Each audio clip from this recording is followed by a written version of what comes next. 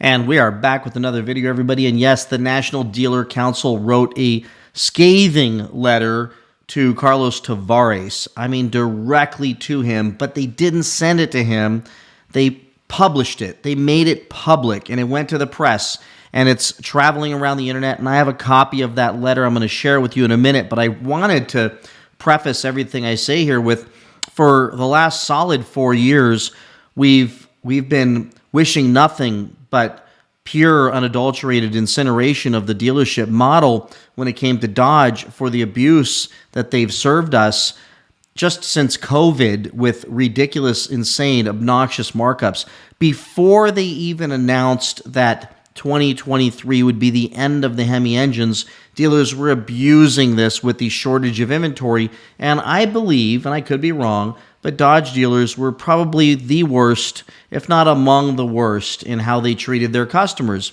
And it got to a place to where they were making so much money that they got so smug, so arrogant, and so high up in the clouds that they literally justified their behavior. They justified their behavior with stupid statements like, well, it's market forces that are driving prices. No, when you will not sell anything and you let it sit on the market, now showing for hundreds and hundreds of days, that's called market manipulation. When you are waiting for the dumbest buyer to show up who has FOMO out the freaking rear, and they're willing to pay the most obnoxiously stupid price for one of your old cars, then that's manipulation. When you use incredibly skilled and practiced sales tactics and lies by saying, this car is going to go up in value since it's going to be the last one, or before they announced last one, that it's the only one I have, while likely having several more in the back, that's market manipulation. By sticking $400 nitrogen air stickers, add-on stickers to the windows and charging 80, 90, 100%, 300% markup on those products, and then nailing people for even more stuff in the finance room, and then rates going up, and then nailing them with markups from the buy rate, and sending these people away with horrendously humongous car payments and buried in those cars. And then the Demon 170 comes out, and you continue to fleece the daylights out of, I believe, genuine, good, hardworking, wealthy people who have more money than brains, who paid $100,000, $200,000 over for these cars, only to find that they're out there blowing up. And I'm sure the dealers are diving underneath their desks when these buyers come walking in screaming, how in the hell did I pay $200,000 for this thing and it's blowing up on me, or it's got problems, and now you're telling me it's going to be in the shop for a month, or Dodge is saying that we're not going to cover it under warranty when I paid you the equivalent of 2 or 3 of these things. So, sorry to go down that rabbit hole, but the bottom line is I don't think any of us are feeling bad for dealers. With that said, the enemy of my enemy is my friend, and for the first time in a very long time, the consumers, the Dodge fans, the fans like myself, and the dealers agree on something. We agree that Stellantis is the devil. Stellantis is destroying this company. Stellantis, and namely Carlos Tavares, has a plan, and that plan is not a plan that is working, and it's not a plan that's likely to work, and it doesn't take a genius to figure this out. It could literally be figured out by all of us and the comment section. You all would do a better job, and I think I would do a better job running that company, at least the North American operations, than Carlos Tavares is. And I know that's easy to say, and I really hate it when people say, I think I can do a better job than a guy that made $40 million. Clearly, he's done something to get where he's at. But where I'm at in this thing is when I'm watching this, your dealers hate you, your suppliers hate you, your employers hate you, the union hates you, the consumers hate you. You don't have anyone, and maybe they'll see this video, they don't have anyone that's saying, boy, what a great company, I can't wait to buy a car from them, except for the literally the room temperature IQ people who every 100th comment on Instagram posts from Stellantis go, oh, I can't wait till that comes out. I can't wait to get my hands on an electric Dodge Challenger. Then I click on the post and it looks like they work for Dodge or they work for Stellantis. It's unbelievable the amount of discontent and drama going on at this company. I don't think we can look back that there has been this much drama at another company in America in a very long time, probably since we can go back to like Enron. But the hardest thing to swallow, and I'm going to read that letter in a second, but is that this guy running this company got paid almost $40 million. Do the math on that. Even after he pays his taxes, this cat is walking around with enough money that most of us could never work again. Our kids could never have to work again, and our kids would likely never have to work again. This dude made that. Now, I'm all for a CEO getting paid a lot of money when they're doing a phenomenal job, bringing a company back from the brink of death, or building an incredible, iconic company and succeeding in every single level and revered by every single employee in the company and the consumers and the suppliers for the outstanding job he's doing. Pay that person, pay that guy whatever the hell he wants. Is worth his weight in gold. But in this situation, how in the hell can someone get paid that kind of money and have this many, it's not just us on YouTube, this many others in his ecosystem hating him and the company, and he still will not reverse course, change direction, or sincerely and genuinely admit fault and fix it? He won't do it. So here's the deal. I'm going to read this letter from the National Dealer Council, which is, I mean, it's sad because the more I think about it, as much as I can't stand the dealers, there are people there that did nothing wrong. There are auto mechanics that are working to fix the cars, and my best friend in high school followed that path to become one of the greatest mechanics in a large dealership and making a phenomenal living and supporting his family for, I mean, their whole lives so far, working as a mechanic, only to find himself facing a layoff because a dealership's going to go under. So I would like, for at the very least, dealers to feel the same way we feel by saying, hey, look, okay, we get it. Stellantis is the enemy. We want to come back from the brink of death, and we want to treat our customers right, because I want the dealers to hear this. You have a hand in this. You made the customers hate you so much. Even the ones who bought the cars and drove away in those cars, happy that day, only to find themselves $50,000, $100,000 upside down in a car, never to see the light of day of being able to get their money back. You created a lot of the situation, only to now have it compounded with Stellantis making it way worse. So for anything to get fixed, it's going to be all of you dealers saying we're going to start treating our customers right. And I'm going to go ahead and give my open letter in one sentence. Stop the insanity. Get the prices right on your cars. Discount down to where you're still making a little bit of money, and pump those things out of there. Make some money on your used cars. That's fine. That's how dealers make it. Make money on your service department, and stop with the add-ons. Go and today rip every add-on sticker and every markup sticker off of every single car. I don't care if it's a Demon 170. I don't care if it's a Red Eye, and I don't care if it's a super stock. Rip it off and let a consumer get that car and feel good about your dealership again, so that they will come back once, hopefully, all this disaster gets resolved and straightened out, that they will come back to your dealership with their kids to buy their car, their mom to buy their car, their aunts, their uncles, their friends, their family, rather than leaving only to find out they got screwed and never referring anybody to you again. Let's go back to the old days of doing business. Yeah, you can call me old if you want, to where the customer mattered and you were building business for life, not just for that one deal.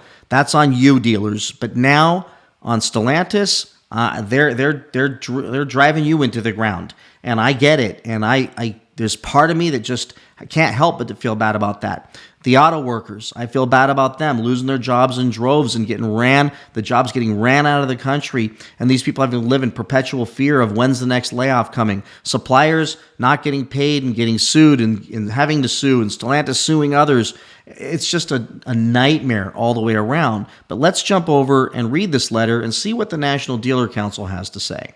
All right, here's the letter. An open letter to Mr. Carlos Tavares, CEO of Stellantis. This was written just a few days ago, it appears. So we are writing this letter on behalf of the entire U.S. dealer network and its employees.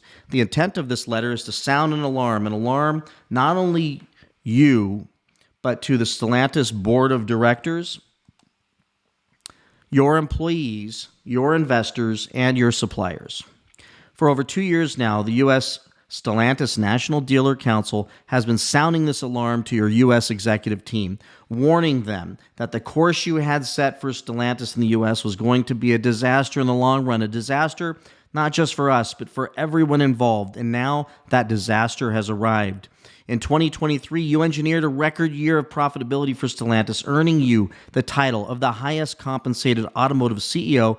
You personally earned a record amount of almost $40 million that year. Unfortunately, the engineering and structuring of that year have led us to exactly where we told your executives we would be today. And by the way, just a note, us YouTubers were calling this out before they were calling it out.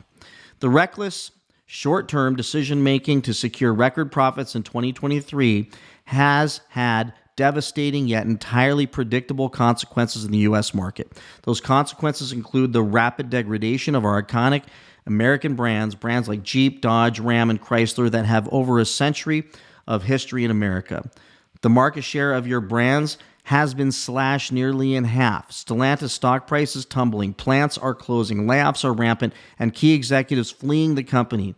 Investor lawsuits, supplier lawsuits, strikes, the fallout is mounting.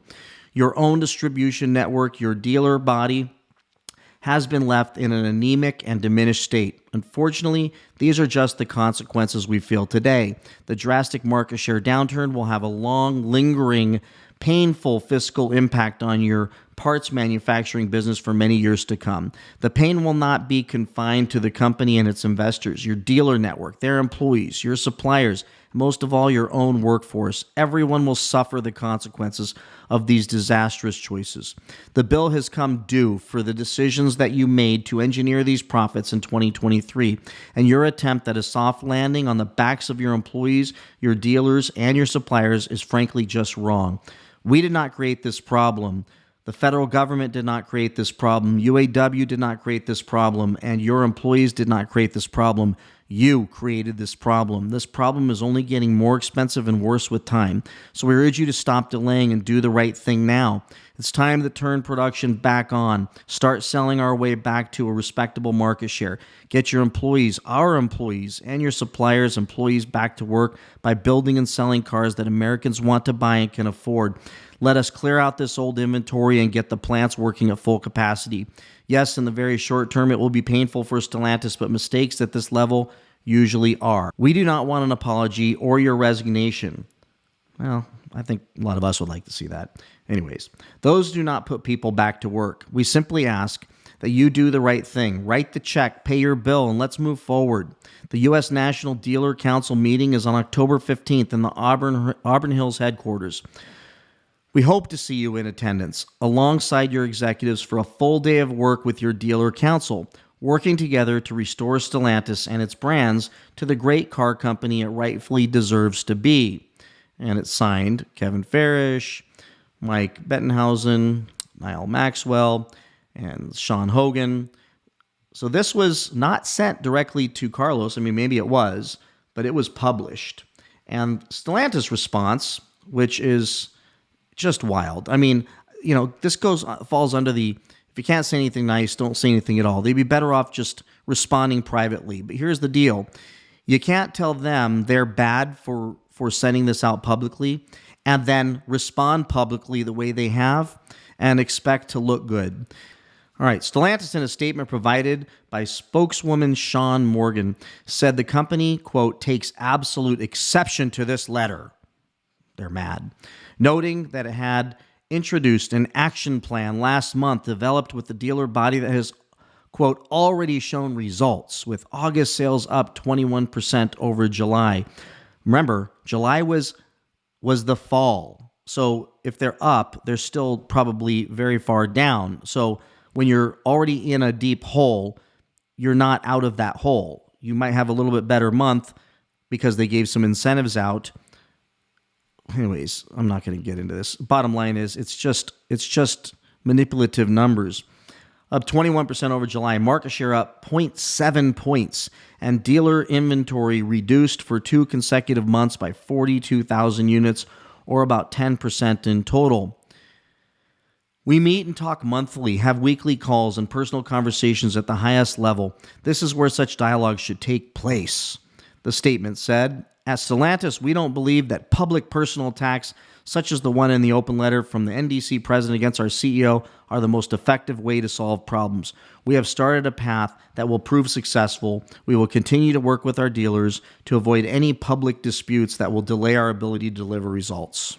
Although it might seem unusual for a dealer group to be so public about its concerns, the company's struggles have been increasingly obvious to observers, with sales down 21% in the second quarter. So remember, they're saying they're up. They're not up enough. In the second quarter, and profits falling 48% in the first half of the year, respectively. After reporting $20 billion in net profit last year, Stellantis has lost a string of key executives. We miss you, Tim.